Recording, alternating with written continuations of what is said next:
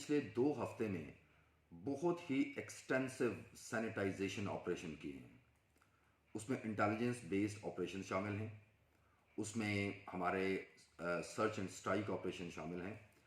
اور سمری کے طور پہ تقریباً 4,500 مشکوک افراد، وہ لوگ جو کہ بغیر لیگل ڈاکومنٹس کے پاکستان میں مقیم ہیں، وہ لوگ جو کہ باہر سے آئے ہوئے ہیں اور انہوں نے ٹینٹ انفارمیشن کا جو قانون ہے اس کے مطابق رجسٹریشن نہیں کروائی، تقریباً 4,500 لوگوں کے خلاف قانونی کارروائی کی گئی ہے.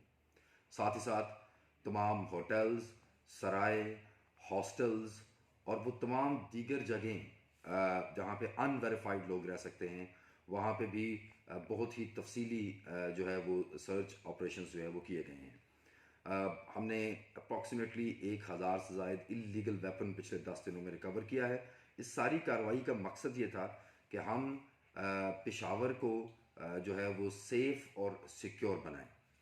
ابھی جو 22 تاریخ کی بات ہے اس کے لیے تقریباً 4,500 پولیس افسران اور جوان وہ سیکیورٹی اور لا اینڈ آرڈر کی ڈیوٹی سر انجام دیں گے. کسی بھی طرح کی صورتحال کو مانیٹر کرنے کے لیے کنٹرول روم تشکیل دے دیا گیا ہے، جہاں پہ میں بذات خود شہر کے حالات کی نگرانی کروں گا.